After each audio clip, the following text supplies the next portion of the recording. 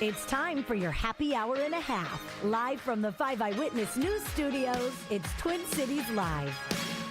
Hey everybody, welcome into Twin Cities Live. Hey, where'd we go? What's going on? Oh, there we are. How you guys doing? Ben Lieber, Kristin Haubrich, everybody. How are you? Good. Thank you so much. It's a smattering of applause in here. Wow. Well, we don't have a ton of people in here, so I think all hands were clapping. It's just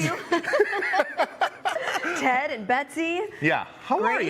you? Great. Thanks for filling in for Elizabeth. It's always so much fun with you. Yeah. And, you know, the weather's been fantastic the last couple days. I know. It's kind of nice. I don't have to pay you much to say that. No. Yeah. So it's nice to say that you actually enjoy filling in with me. Come on. You just mentioned Ted. The big teddy bear, Look at him Teddy right now. Farrell. He's over here. He's got another he's up. 6 bottles of wine for just $60.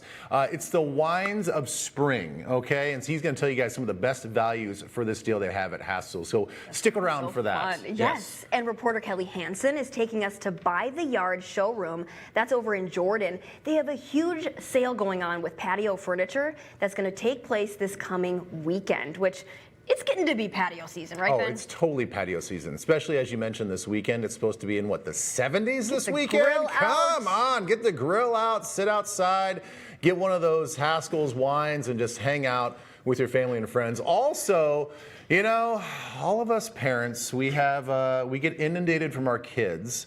You know, it doesn't matter how old they are, they want something digital. They want an iPad, they want a watch, they want a screen, they want entertainment, okay? So we have an expert here to tell us how we can best sort of protect ourselves and our kids in this digital age and keep them safe online. Yeah, and you've got teenagers right now, which is, you know, it's a busy time.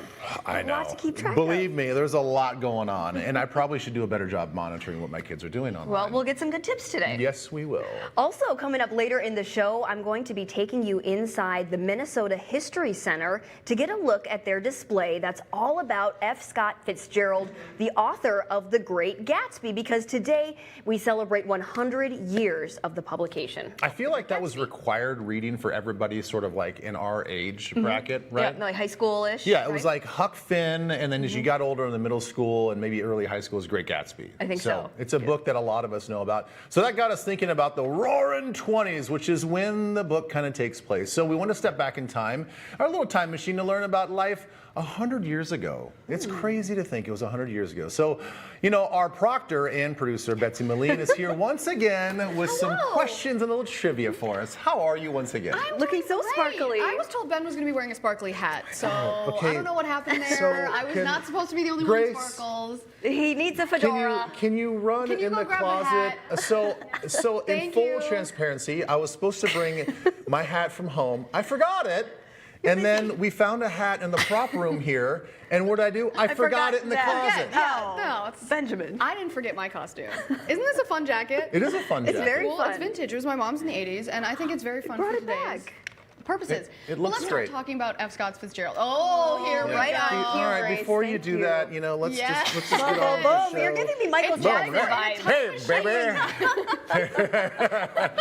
Let's do Nice this. very flashy. But yes, exactly. Doesn't this scream 1925? Yes, It does. It You does. pull it off very The flappers well. look just like that. I'm in the middle of a sequin sandwich here. Oh, that's perfect. It should have some Yeah. flair too, but That's all right. Yeah, you Carry got on. enough flair.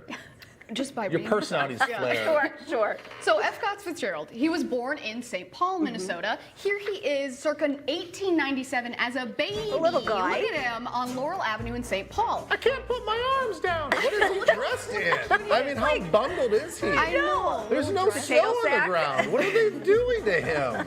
So the parts of his childhood that he spent in Minnesota did help inspire elements of his books, including one of the characters in The Great Gatsby going to St. Olaf College in Northfield. Northfield. So in the book, it is physically mentioned this character spent time at St. Olaf College.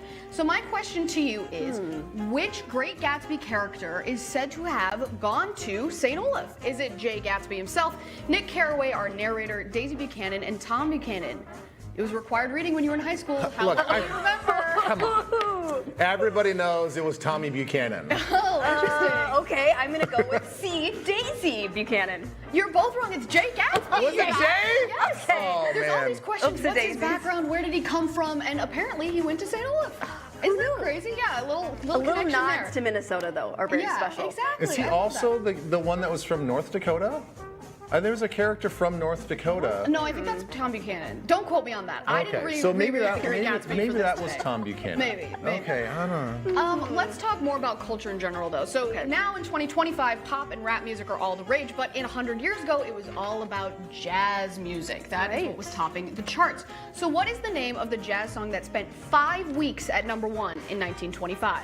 Is it Little Days You May, A Ride on My Bicycle, Sweet Georgia Brown, or Let's Have a Dance? Are these all legitimate song titles? Teddy says he knows. So can we phone a friend, or can we do a Ben. street shout out? Well, then I'm gonna go with my C, Sweet Okay. Georgia Brown. I'm feeling sweet with Okay, Sweet Georgia Brown. I'm gonna answer D again. So let's see what does. Is what he does Ted nodding? know? I went to see Georgia Brown. Okay. He's with me. Ted and Kristin, you are correct. Yes, it's Sweet Georgia Brown. Let's take a listen to what that song sounds like.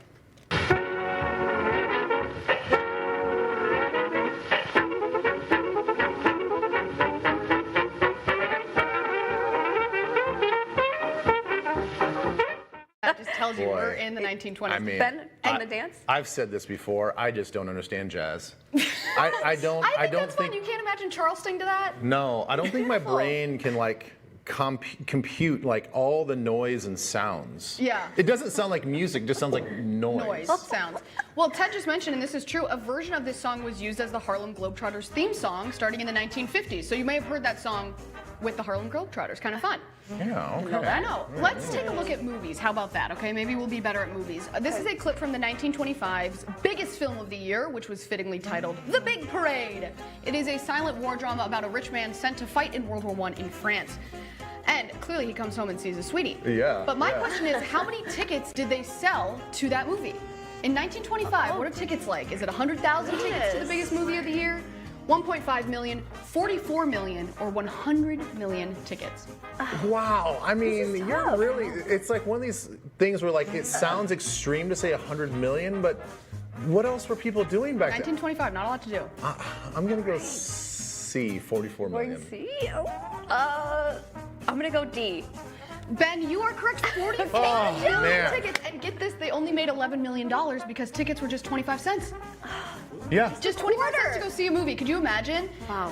To put that in perspective, the most movie tickets ever sold were to Titanic, 389 million. Love that So by movie. the 90s, we Yeah. are tripling, doubling how many people are going to see the movies. I know. Jack, Rose, Jack. It's kind of hard to tell in the modern age Never because let now go. it's like, does a DVD count? Does buying it Yeah. online? Does iTunes? So the last Sure. film that got as many movie tickets was the Titanic. So kind of fun. And now we've got a tie game. I know, now it's tied. Yeah, 1 I to just 1. had to get on the board. I got On the real board. lucky with that one. Let's talk about style. So flapper style came out in full force in the 1920s, from short, boyish haircuts to straight drop waist and hemlines that went just above the knee. F.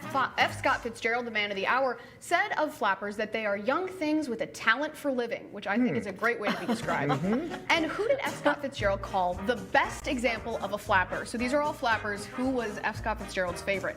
Clara Bow, Louise Brooks, Colleen Moore, or Joan Crawford? This is a total stab in the dark. Joan Crawford's like the only name I recognize. Well, yes, and she's an actress of that time. So if he was going to pick and have a Sure. favorite, Are we gonna go with the same one? It's fine if we do. We don't have to have separate. I think we should. Okay. I like collectively, we're gonna go D. I'm glad you worked together. That's correct. See, I think that's tricky because I associate her with her later career, but I guess the early 1920s she was doing some flapper stuff. I didn't recognize any of those other No, things. I thought the very first one I Clara recognized. Bow, Taylor Swift just released a song called Clara Bow about the actress. That's So- not the reason why. Okay, never mind. Okay. I'm gonna tell you that much right now. You That may is recognize the not name. the reason why that's in my head. It's got to be something else. You're not a Come big on, Ben, you're a Swiftie at I mean, heart. maybe through osmosis because Abby and Ames listen to it all the time. So Yeah. maybe that's. It's permeating in your Yeah, head. absolutely. Yeah.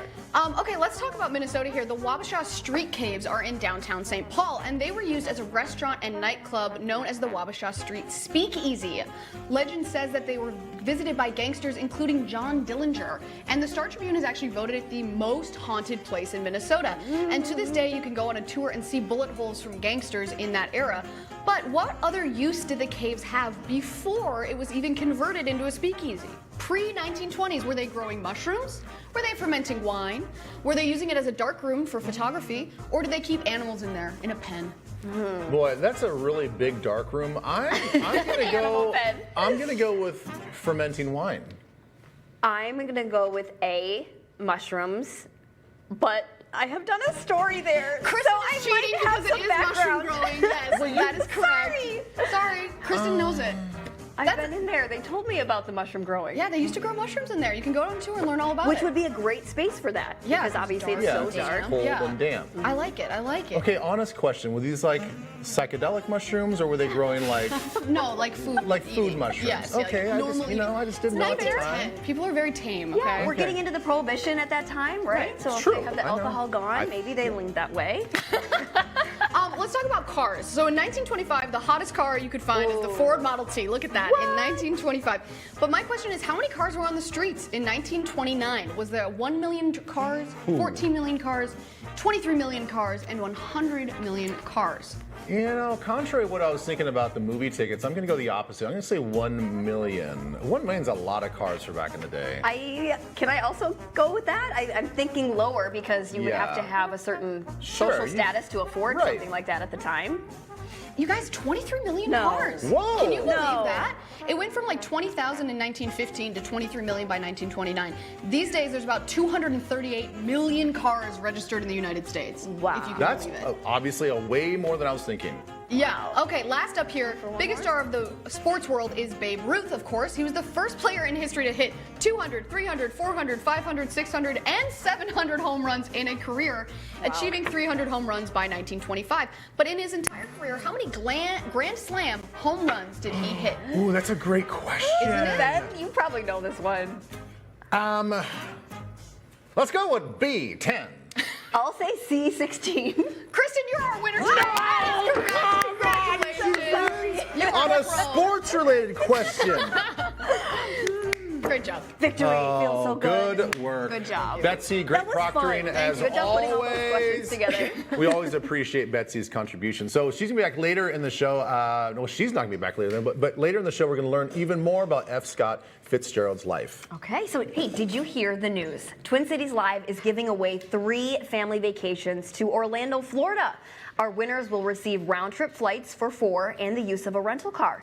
You will stay for 3 nights at Orlando's newest luxury resort. You can see it right there. It's Conrad Orlando.